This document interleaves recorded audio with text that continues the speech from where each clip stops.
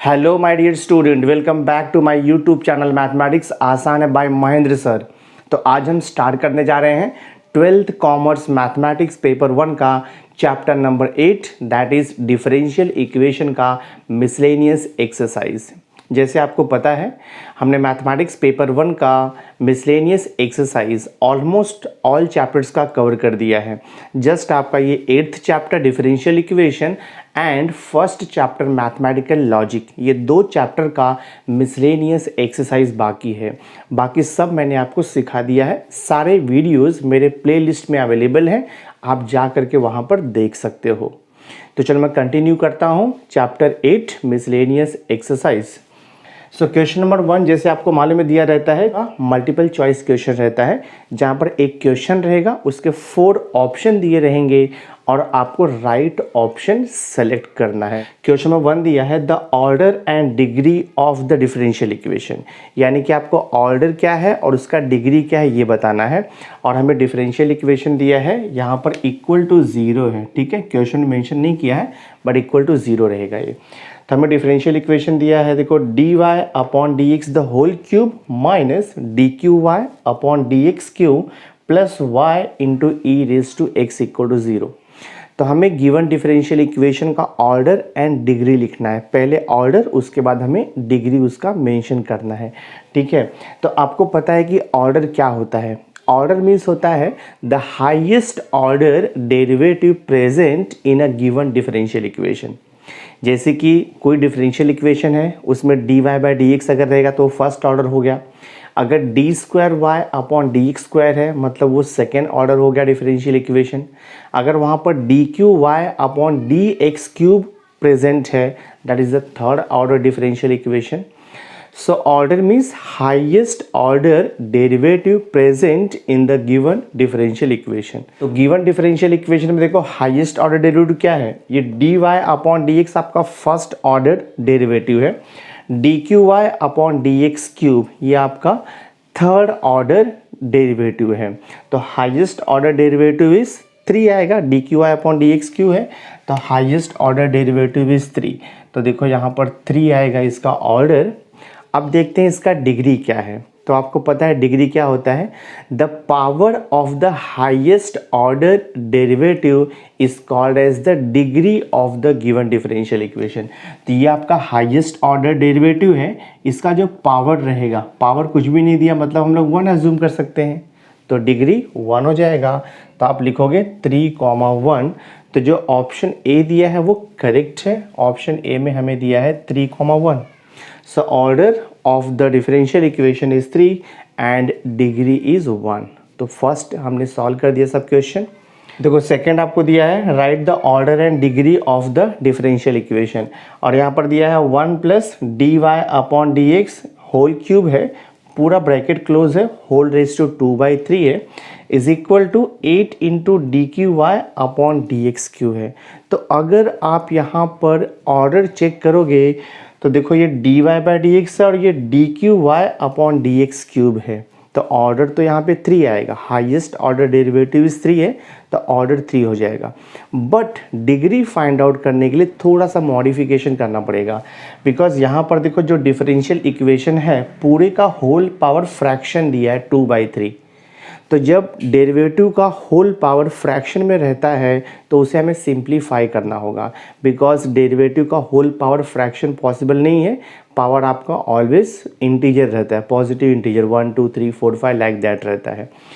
तो ये जो पावर लिखा है 2/3, पावर 2/3 को रिमूव करने के लिए मुझे भी दोनों भी साइड का जो टर्म है उसका क्यूब लेना पड़ेगा।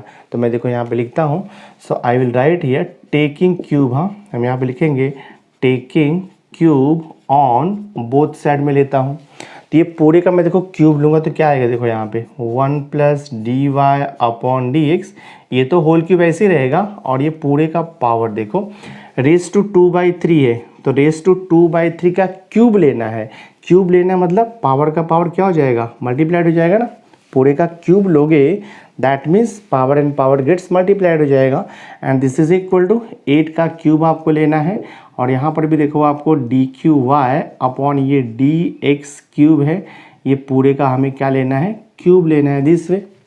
सो दैट ये देखो फ्रैक्शन आपका चला जाएगा। अब क्या बच रहा है, 1 plus d y upon D x cube whole raise to 2 बच रहा है, और यहाँ पे 8 का cube into d Q y upon D x cube the whole cube.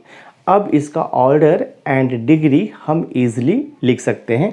तो गिवन डिफरेंशियल इक्वेशन में हाईएस्ट ऑर्डर डेरिवेटिव देखो यहाँ पर है d Q y upon D x cube, so order is 3। तो इसका आंसर क्या आएगा, इसका आंसर आप लिखोगे ऑर्डर 3 है, और डिग्री हम चेक करेंगे। तो हाईएस्ट ऑर्डर डेरिवेटिव इज 3, तो जो हाईएस्ट ऑर्डर डेरिवेटिव होता है उसका पावर हम चेक करेंगे। तो पावर देखो यहाँ पे 3 दिया है, सो डिग्री इज 3। तो जो ऑप्शन सी दिया है वो आपका करेक्ट है। तो क्वेश्चन नंबर 2 का ऑर्डर 3 आएगा और डिग्री भी 3 आएगा। तो क्वेश्चन नंबर 2 भी देखो हमने यहाँ पे सॉल्व कर दिया। देखो थर्ड क्वेश्चन आपको दिया है मल्टीपल चॉइस का, the differential equation of y equal to k1 plus k2 upon x is, यानी कि जो हमें यहाँ पर जो हमें इक्वेशन दिया है उसका हमें डिफरेंशियल इक्वेशन लिखना है। तो डिफरेंशियल इक्वेशन लिखने के लिए आपको पता है कि हमें उसे डिफरेंशिएट करना होता है। जितना नंबर ऑफ कांस्टेंट होगा उतना नंबर ऑफ टाइम्स हमें इसे डिफरेंशिएट करना होता है। तो गिवन इक्वेशन में there are 2 constant k1 and k2। तो गिवन डिफरेंशियल इक्वेशन को हम 2 बार डिफरेंशिएट करेंगे such that constant k1 and k2 removed हो जाना चाहिए। ठीक है, तो मैं देखो स्टार्ट करता हूँ यहाँ पर। तो मैं सॉल्यूशन देखो इसका लिखता हूँ। डायरेक्ट तो हम इसका ऑप्शन नहीं लिख सकते हैं, ऑप्शन लिखने के लिए आपको सॉल्व तो करना ही पड़ेगा। सो मैं देखो यहाँ पे लिख रहा हूँ, सिंस आपको दिया है y is equal to k1 plus यहाँ पे लिखा है k2 डिवाइड बाई देखो x दिया हुआ है। तो सबसे पहले हम इसे 1 टाइम डिफरेंशिएट करेंगे। सो मैं देखो यहाँ पे लिखता हूँ डिफरेंशिएटिंग, हाँ differentiating with respect to x लिखोगे बोथ साइड। तो y का क्या आएगा derivative, d y upon D x आएगा is equal to, right hand side में 2 टर्म है तो दोनों को डेरिवेटिव अप्लाई हो जाएगा।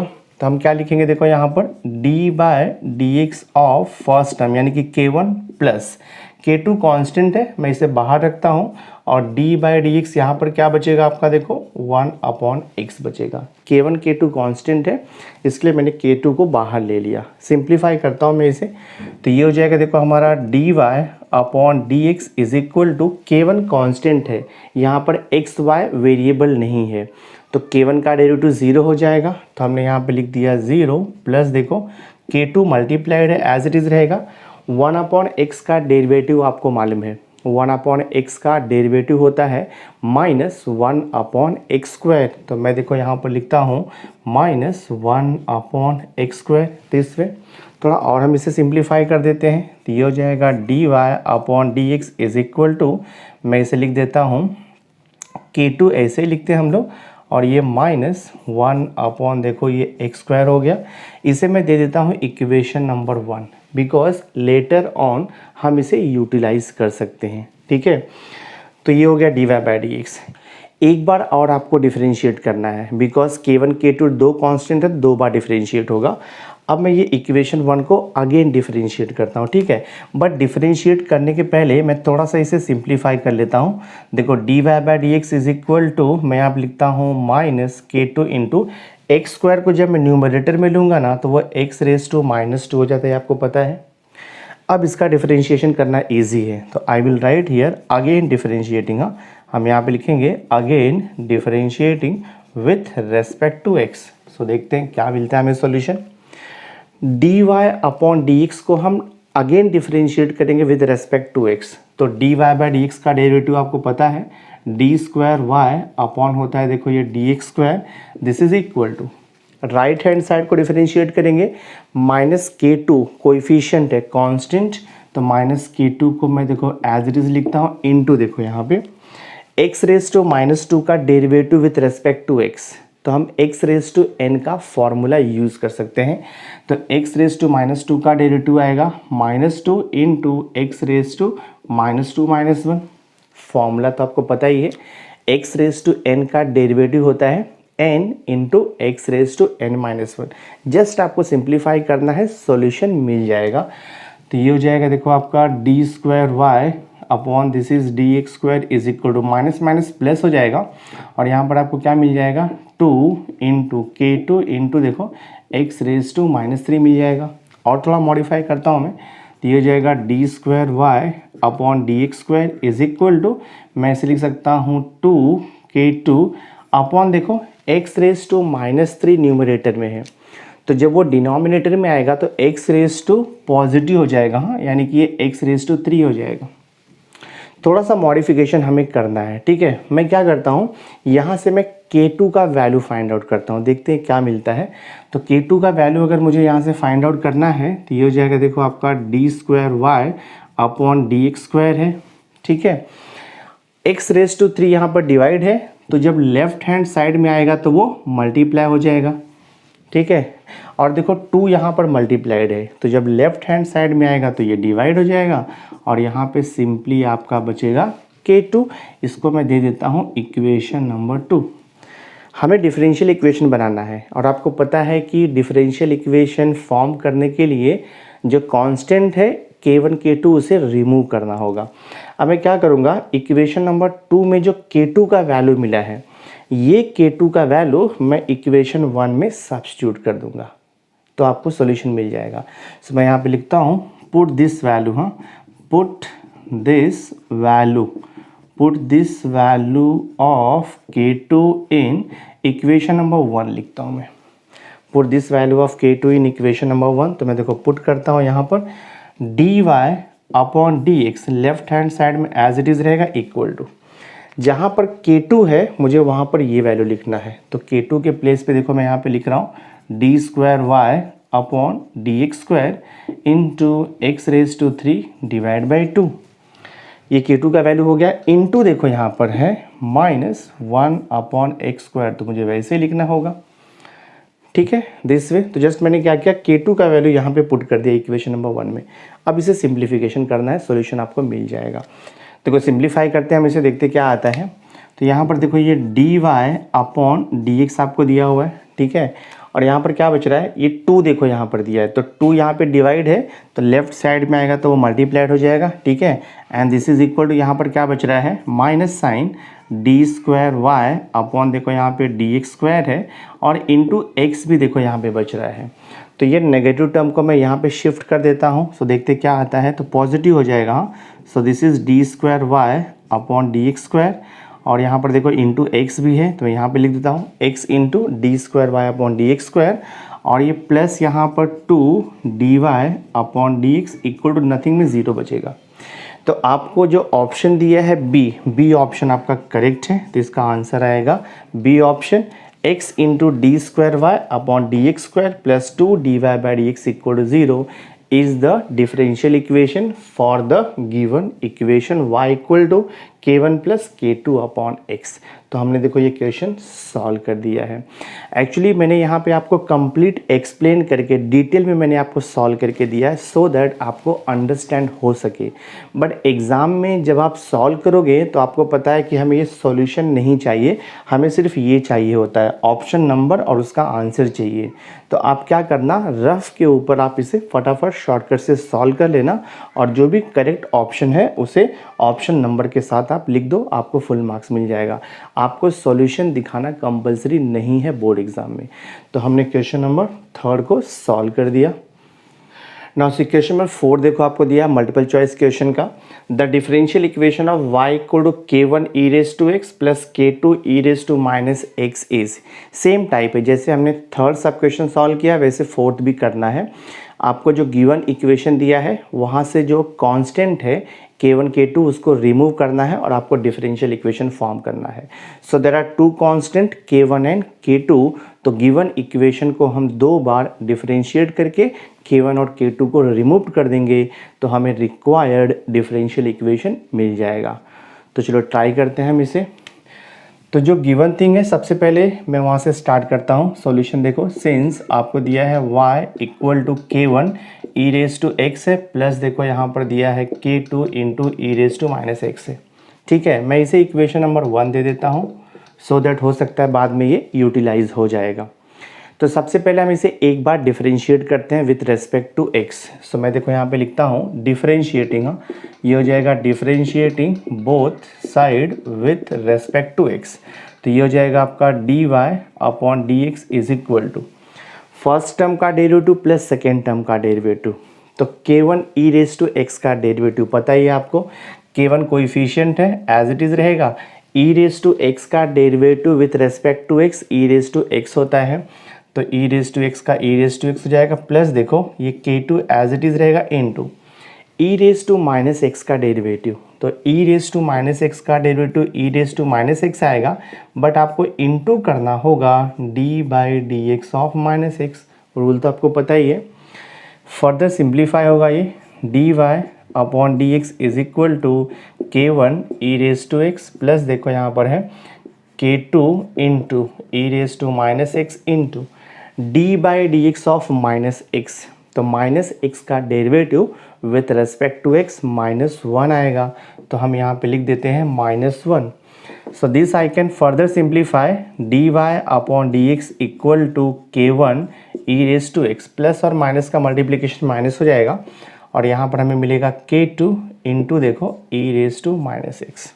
ठीक है, ये तो हमने एक बार डिफरेंशिएट किया है, हमें एक बार और डिफरेंशिएट करना होगा, तो मैं यहाँ पे देखो लिखता हूँ again, I will write here again differentiating with respect to x.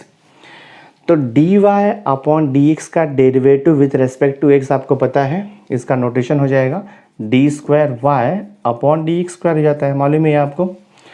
और राइट हैंड साइड में अगेन दोनों टर्म्स को हम डिफरेंशिएट करेंगे, तो k1 e raise to x का derivative k1 as it is रहेगा into e raise to x का डेरिवेटिव आपको पता है e रेज टू एक्स होता है, minus k2 as it is रहेगा, e raise to minus x का डेरिवेटिव आएगा e raise to minus x, but into करना पड़ता है हमें d by d x of minus x.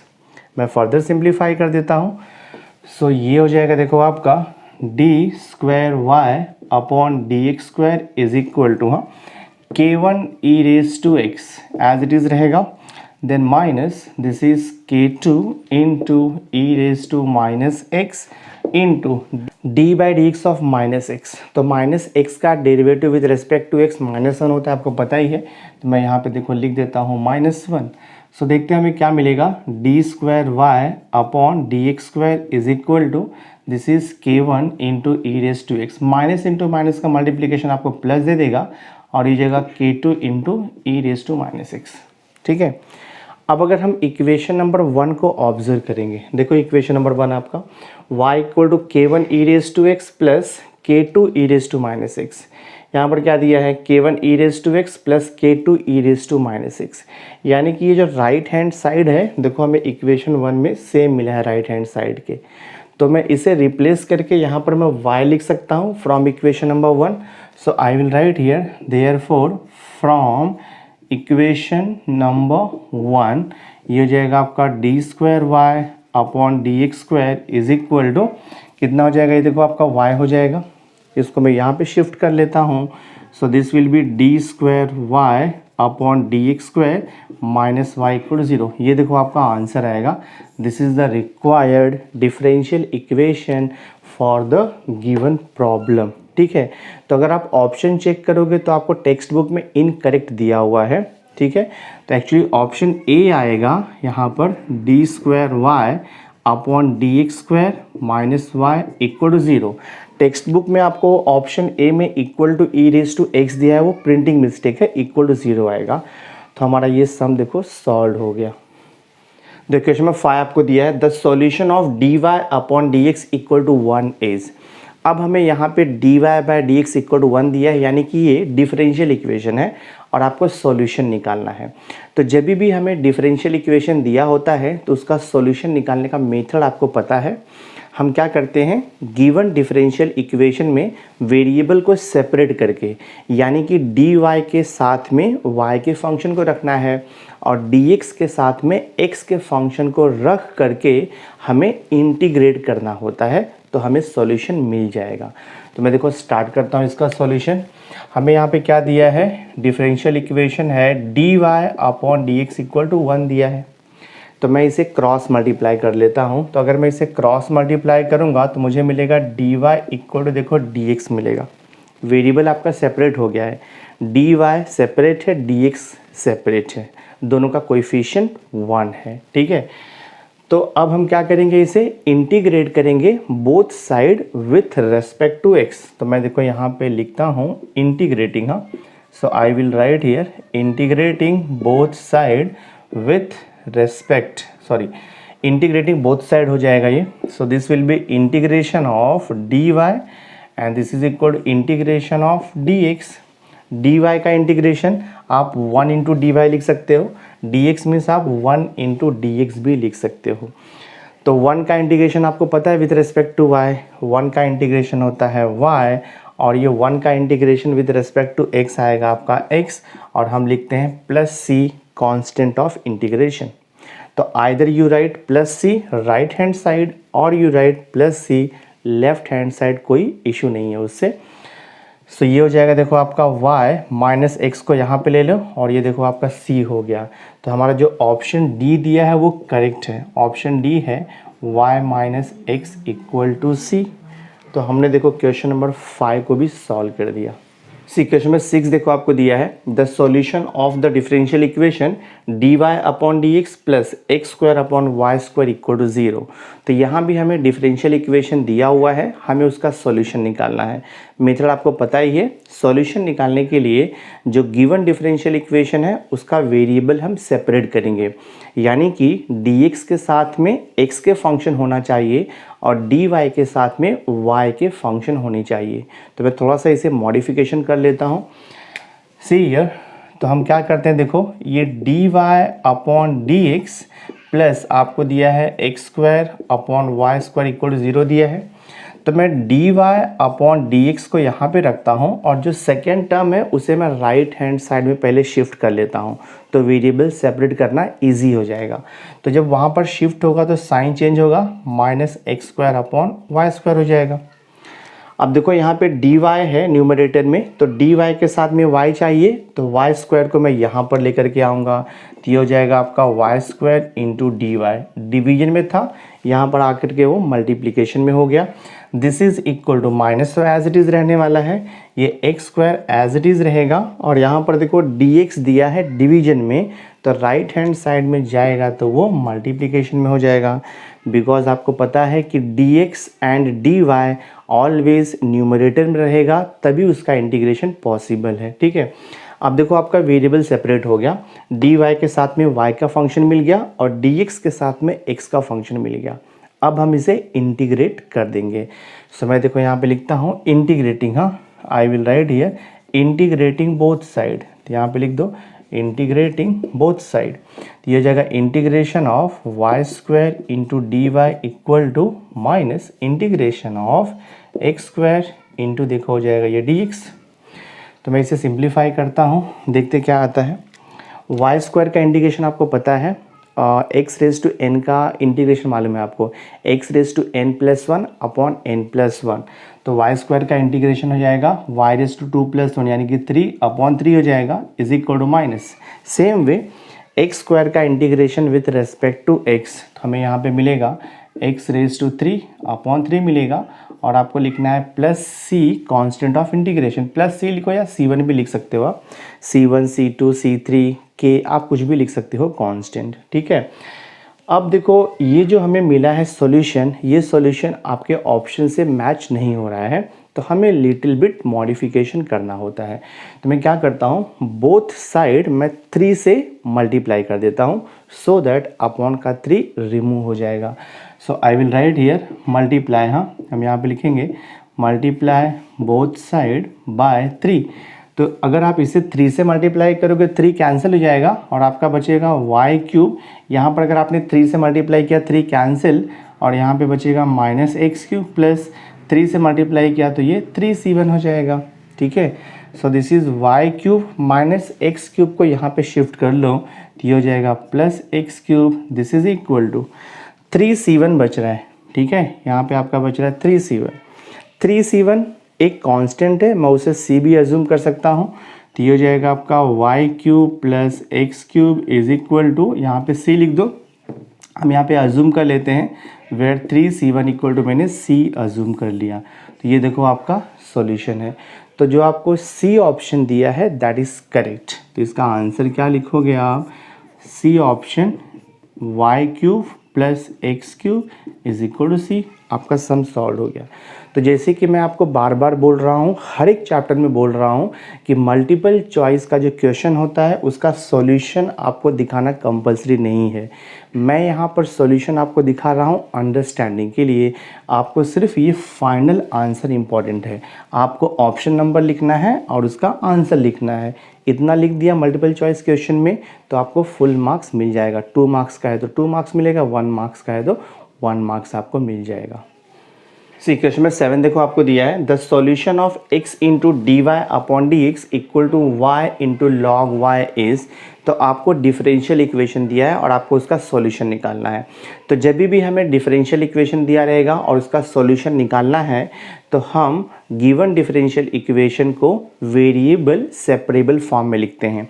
यानी कि dx के साथ में x के फंक्शन को लिखेंगे और dy के साथ में हम y के फंक्शन को लिखेंगे। उसके बाद हम उसे इंटीग्रेट करेंगे तो सॉल्यूशन मिल जाएगा।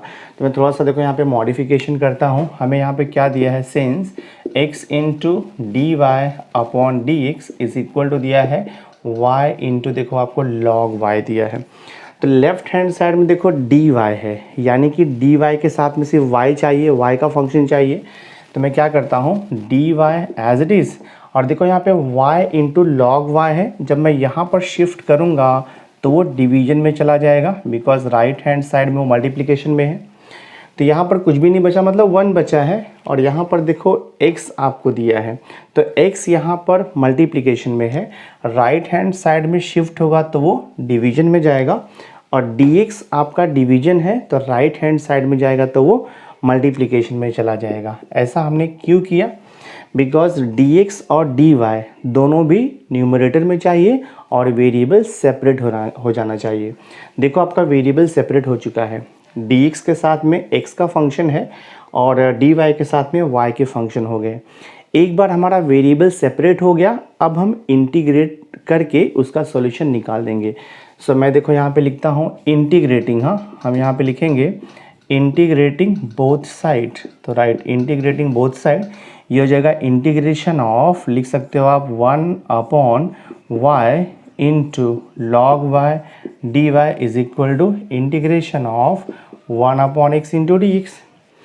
अब इसे इंटीग्रेट करने के लिए थोड़ा सा मैं और इसमें एडजस्टमेंट करता हूँ। देखो this I can write integration of 1 upon y into log y को देखो आप ऐसे भी लिख सकते हो, कोई प्रॉब्लम नहीं है। 1 upon y total divide by log y, meaning उसका वही होता है, कुछ फ़र्क नहीं पड़ता है, क्योंकि ये y डिनोमिनेटर में है और ये भी डिनोमिनेटर में है, मल्टीप्लाई होकर के वही आएगा, 1 upon y into log y मिलेगा। And this is equal to integration of 1 upon x, मैं ऐसे ही लिखता हूँ, इंटू देखो ये dx। ठीक है, अब इसका हम निकालेंगे इंटीग्रेशन। बहुत ईजी इसका इंटीग्रेशन। लॉग y का एग्जैक्ट डेरिवेटिव 1 अपॉन वाई देखो प्रेजेंट है यहाँ पे, लॉग y का डेरिवेटिव होता है 1 अपॉन वाई। तो जब डिनोमिनेटर का एग्जैक्ट डेरिवेटिव प्रेजेंट होता है न्यूमरेटर में, फॉर्मूला आपको पता है, लॉग ऑफ दिस थिंग आता है डिनोमिनेटर। तो ये क्या हो जाएगा, देखो इसका सॉल्यूशन लेफ्ट हैंड साइड का ये हो जाएगा आपका लॉग ऑफ, और ब्रैकेट में आप क्या लिखोगे, लॉग वाई। ये इसका इंटीग्रेशन हो गया। This is equal to 1 upon x का इंटीग्रेशन आपको पता है, 1 अपॉन एक्स का इंटीग्रेशन होता है log x, और आपको प्लस सी तो लिखना होगा, कांस्टेंट ऑफ इंटीग्रेशन। बट अगर आप ऑप्शन को ऑब्जर्व करोगे तो हमें वहाँ पर a दिया हुआ है, c नहीं दिया हुआ है। तो मैं कांस्टेंट ऑफ इंटीग्रेशन को यहाँ पर a ले लेता हूँ, सो दैट मेरा ऑप्शन राइट आएगा। कांस्टेंट को आप कुछ भी ले सकते हो, a b c k1 k2 k3, आप कोई भी कांस्टेंट अज्यूम कर सकते हो। ठीक है, तो ये समझा रहेगा आपको ये इंटीग्रेशन कैसे मिला है, बिकॉज इसका एग्जैक्ट डेरिवेटिव देखो यहाँ पे प्रेजेंट है। तो integration of f dash x upon f of x equal to होता है log of f of x plus c. वही कॉन्सेप्ट मैंने यहाँ पर यूज़ किया है। थोड़ा सिंप्लीफाई करेंगे, सॉल्यूशन हमें मिल जाएगा।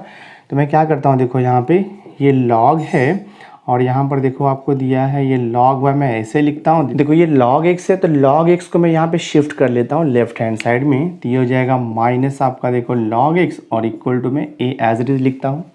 log का प्रॉपर्टी यूज़ करेंगे, ठीक है। log of a minus log of b, पता है आपको, सब्ट्रैक्शन रहेगा तो डिवीजन हो जाता है, तो log a अपॉन b हो जाता है। तो ये हो जाएगा log आपका ये कॉमन हो जाएगा और ये हो जाएगा log y अपॉन क्या आएगा यहाँ पर, देखो आपका x आएगा this way, and is equal to क्या बच रहा है यहाँ पे, ये तो एज इट इज़ रहेगा। थोड़ा और हमें इसे सिंप्लीफाई करना है, थोड़ा सा और देखो मॉडिफाई करता हूँ मैं। ये हो गया आपका log ऑफ, ठीक है, ये देखो आपका log y अपॉन x रहेगा। a पता है आपको कोई भी कांस्टेंट है, तो a को मैं log a भी लिख सकता हूँ, कोई इशू नहीं है। आप यहाँ पे मेंशन कर दो, since a is equal to log a that is constant, some another constant हमने यहाँ पे अज्यूम कर लिया है, a equal to log a। Both side log है तो log log कंपेयर हो जाएगा, तो ये log जाएगा, तो आपका क्या बचेगा, देखो यहाँ पे log y upon x is equal to यहाँ पे क्या मिलेगा आपको, a बचेगा। अब मैं इसे क्रॉस मल्टीप्लाई कर देता हूँ, सो ये हो जाएगा देखो आपका log y is equal to a into x हो जाएगा, log y is equal to a into x. अब log दिया है तो log का बेस नेचुरल बेस रहता है unless and until it is mentioned, तो यहाँ पर बेस देखो e रहेगा, नेचुरल बेस। तो अब मैं यहाँ पे log का डेफिनेशन यूज़ कर सकता हूँ, तो ये हो जाएगा देखो आपका y इज इक्वल टू, ये बेस में है तो यहाँ पे बेस में जाएगा, और ये आपका देखो पावर में चला जाएगा। So this is the required solution of the given differential equation. तो जो हमें ऑप्शन डी दिया है वो करेक्ट है, तो इसका आंसर आप लिखोगे फाइनली ऑप्शन डी आएगा, y is equal to y equal to E raise to x, ये आपका आंसर है। अगर आपने सिर्फ इतना लिखा आपको मार्क्स नहीं मिलने वाला है, आपको ये सिंप्लीफिकेशन पे, एक्सप्लेनेशन पे, सॉल्यूशन पे कोई मार्क्स नहीं है।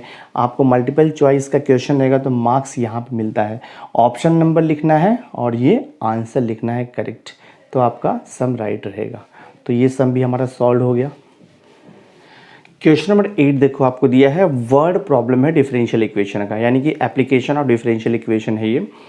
देखो यहाँ पे लिखा है bacteria increases at the rate proportional to the number present if the original number m doubles in 3 hours then the number of bacteria will be 4m, यानी कि 4 times of the original number of bacteria in how many hours. तो हमें यहाँ पे time duration t find out करना है कि कितने आवर्स में जो original number of bacteria m है वो 4m हो जाएगा, यानी कि 4 टाइम्स हो जाएगा। तो हम यहाँ पर इनिशियल कंडीशन से स्टार्ट करते हैं, हमने एक्सरसाइज में तो किया ही है, आपको पता ही है। तो मैं देखो स्टार्ट करता हूँ सॉल्यूशन। सो डायरेक्ट तो आप इसका ऑप्शन नहीं लिख सकते हो क्योंकि ये मल्टीपल चॉइस क्वेश्चन है, बट डायरेक्ट तो आंसर लिख नहीं सकते हो, तो मैं आपको स्टेप बाय स्टेप इसे सॉल्व करके बताता हूँ, ठीक है। उसके बाद आपको डिसाइड करना है कि शॉर्टकट कैसे इसमें अप्लाई करना है। मैं अज्यूम करूँगा let x be the original number of bacteria at any time t, तो मैं यहाँ पे लिखता हूँ लेट, ठीक है, let x be the number of, let x be the number of bacteria, let x be the number of bacteria present, हाँ, let x be the number of bacteria present at any time, at any time मैं देखो यहाँ पे लिखता हूँ t, let x be the number of bacteria present at a time t। Question में क्या दिया है, bacteria increases at the rate proportional to the number of the bacteria present। तो यहाँ पे rate of increase of the bacteria is proportional to its original bacteria, that means according to given condition आपको दिया है dx upon dt proportional to x आपको दिया है ना, because what is x, x is the number of bacteria present at a time t, so rate of change of bacteria dx upon dt is proportional to the bacteria which is present at the given time, ठीक है।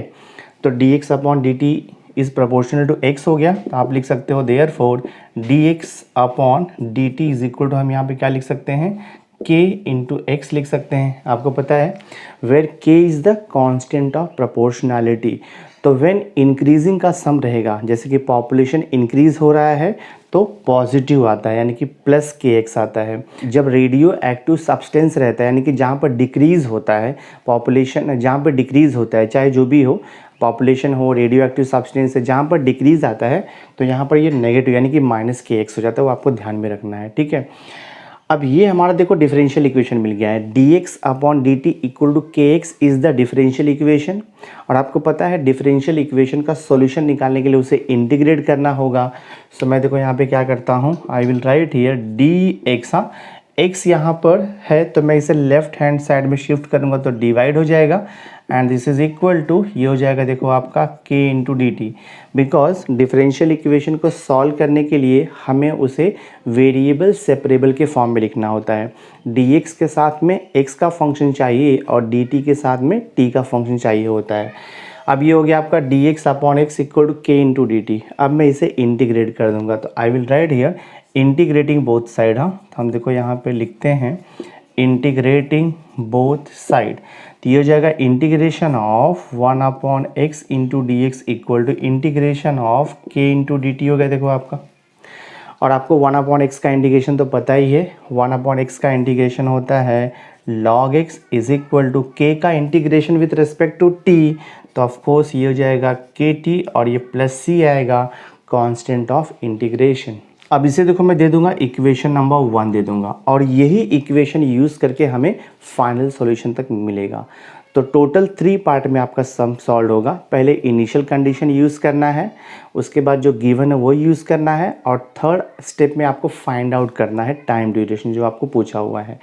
तो मैं क्या करता हूँ, देखो initial condition से start करता हूँ। तो I will write here when t equal to 0। हाँ, initial time of any population हम 0 से स्टार्ट करेंगे।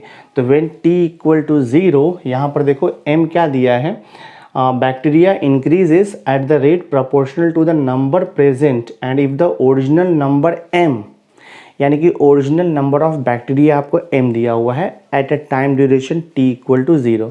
तो व्हेन t इक्वल टू 0 आपको x इक्वल टू m लेकर के सॉल्व करना है, ओरिजिनल नंबर ऑफ बैक्टीरिया। तो क्या करो, t का वैल्यू 0 और x का वैल्यू m हम इक्वेशन 1 में पुट करेंगे। तो मैं यहाँ पे लिखता हूँ फ्रॉम इक्वेशन नंबर 1।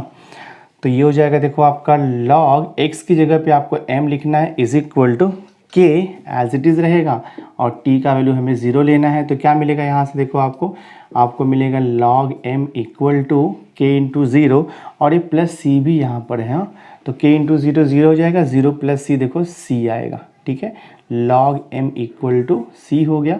मैं इसे दे देता हूँ इक्वेशन नंबर 2 बिकॉज बाद में हम कांस्टेंट c का वैल्यू यूटिलाइज करने वाले हैं। अब नेक्स्ट देखो कंडीशन क्या दिया है, यहाँ पर लिखा है if the original number m doubles in 3 hours, यानी कि 3 आवर्स के बाद जो ओरिजिनल नंबर m है वो डबल हो जाता है, यानी कि 2m हो जाएगा। So according to second given condition when t equal to 3 hours, हाँ when t equal to 3 hours, यहाँ पर x का वैल्यू कितना हो जाएगा आपका डबल होता है, मतलब कि देखो 2m हो जाएगा। Because original number of bacteria m है, 3 आवर्स के बाद वो कितना हो जाता है 2m हो जाएगा। तो t का वैल्यू 3, x का वैल्यू 2m मैं कहाँ पर पुट करूँगा, इक्वेशन नंबर 1 में। तो अगेन मैं यहाँ पे लिखूँगा therefore from equation number 1।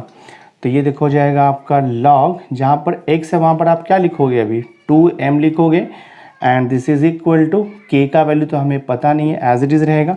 t का वैल्यू कितना है, टाइम ड्यूरेशन 3 है, प्लस c दिया है, बट मैं अब c के प्लेस पे क्या लिख सकता हूँ, log m को लिख सकता हूँ।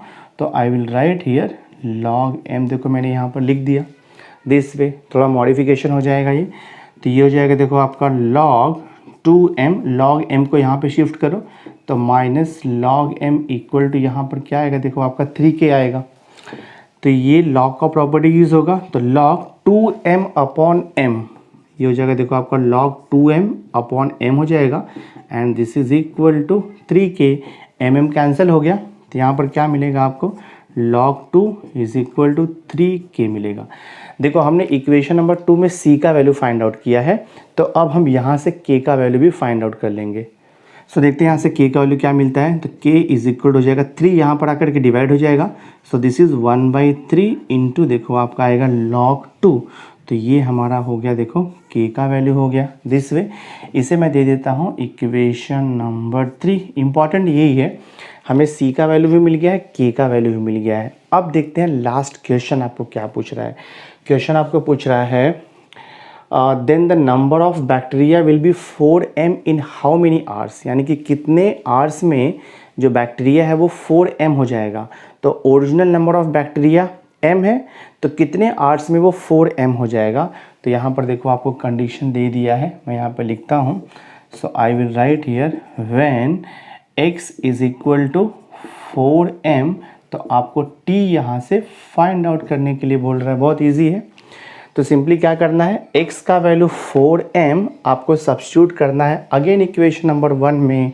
तो मैं यहाँ पे लिखूँगा देयरफॉर फ्रॉम इक्वेशन नंबर 1, तो ये हो जाएगा लॉग x का वैल्यू आपको पुट करना है 4m, this is equal to k। अब देखो यहाँ पे k का वैल्यू और c का वैल्यू हमें मिला हुआ है, t फाइंड आउट करना है सिर्फ आपको। तो मैं k का वैल्यू यहाँ पर पुट करूँगा, तो t तो ऐसे ही रहेगा, और k का वैल्यू हमें कितना मिला है इक्वेशन नंबर 3 से 1/3 इंटू लॉग 2 मिला हुआ है, ठीक है, प्लस c दिया है, और c का वैल्यू भी देखो हमें यहाँ पर मिला हुआ है log m from equation number 2 से। तो यहाँ पे मैं लिख देता हूँ प्लस log m, ठीक है, c का वैल्यू। तो फ्रॉम इक्वेशन नंबर 2 एंड 3 से मैंने वैल्यू सब्स्टिट्यूट किया c एंड k का। अब सिंप्लीफाई कर दो, यहाँ से आपको t का वैल्यू मिल जाएगा। तो मैं क्या करता हूँ, देखो यहाँ पे ये हो गया आपका log 4m हो गया, प्लस log m है, तो मैं लेफ्ट हैंड साइड में शिफ्ट करूँगा, तो ये देखो आपका माइनस log m हो जाएगा, दिस इज इक्वल टू, यहाँ पर बच रहा है देखो t/3 इंटू यहाँ पर देखो log 2 बच रहा है, दिस वे log का प्रॉपर्टी यूज़ होगा, तो log 4m अपॉन m हो जाएगा ना, ये 4m अपॉन देखो m हो गया, दिस इज इक्वल टू, यहाँ पर t/3 log 2 से मल्टीप्लाइड है, t/3 log 2 से मल्टीप्लाइड है, तो t/3 log के पहले इंटू है ना, तो वो 2 के पावर में चला जाएगा, तो एक्चुअली ये हो जाएगा log ऑफ 2 रेज टू, देखो यहाँ पर t/3 हो जाएगा, log of 2 raise to t/3। अब उसके बाद तो बहुत ही सिंपल है, मैं देखो यहाँ पर लिख देता हूँ, both side log log compare होके चला जाएगा, और ये देखो m आपका कैंसिल हो गया, तो यहाँ पे सिंपली 4 बचेगा, and this is equal to log log compare हो गया बोथ साइड, यहाँ पर 2 रेज टू t/3 बच रहा है। हमें t का वैल्यू चाहिए, यहाँ पर 2 दिया है, तो 4 को भी मैं 2 रेज टू 2 लिख सकता हूँ, तो ये हो जाएगा 2 रेज टू 2 इक्वल टू, देखो यहाँ पे 2 रेज टू t/3।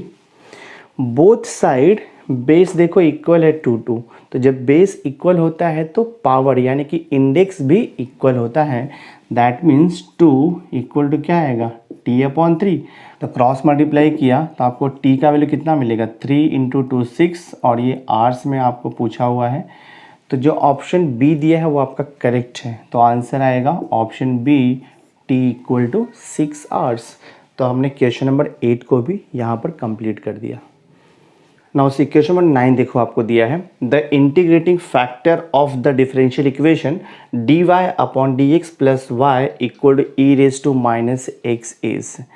तो ये टाइप का डिफरेंशियल इक्वेशन हमने किया हुआ है एक्सरसाइज में, ठीक है, आई थिंक हमने एक्सरसाइज 8.5 में सॉल्व किया है। This type of differential equation is known as the linear differential equation. कैसे आइडेंटिफाई हो रहा है, देखो जो हमारा डिफरेंशियल इक्वेशन है वो इस फॉर्मेट में है, dy अपॉन dx प्लस होता है py is equal to q, ये फॉर्मेट में है। तो ये फॉर्मेट में अगर आप इससे कंपेयर करोगे तो आपको देखो यहाँ से p का वैल्यू मिल जाएगा, p का वैल्यू मतलब y का कोएफिशिएंट 1 हो जाएगा, और q का वैल्यू मतलब राइट हैंड साइड का जो फंक्शन दिया है वो देखो e raise to minus X है।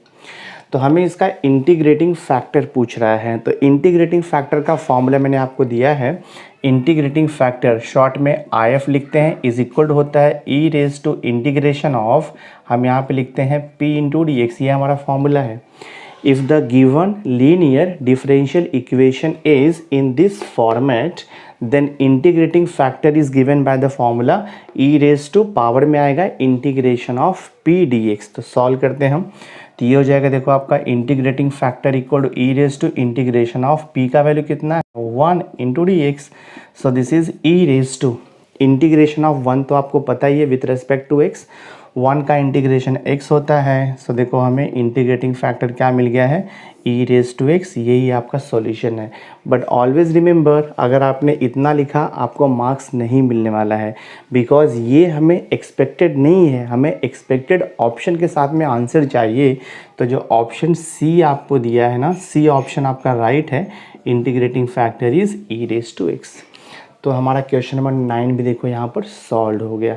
और उसी क्वेश्चन नंबर 10 देखो आपको दिया है the integrating factor of the given differential equation. यहाँ भी आपको इंटीग्रेटिंग फैक्टर निकालना है, बट डिफरेंस ये है कि इसके पहले जो डिफरेंशियल इक्वेशन था वो फर्स्ट ऑर्डर था, ये सेकेंड ऑर्डर है, उससे कोई फ़र्क नहीं पड़ने वाला है। तो जो गिवन डिफरेंशियल इक्वेशन है ना, उसको हम कंपेयर करेंगे स्टैंडर्ड से, D square Y upon D x square plus P Y is equal to Q से हम कंपेयर करेंगे। ठीक है, तो यहाँ से p का वैल्यू कितना मिलेगा आपको, p का वैल्यू देखो मिलेगा -1 मिलेगा, और q का वैल्यू कितना मिलेगा आपको, e रेज टू x देखो मिल रहा है। ठीक है, e रेज टू x मिल रहा है।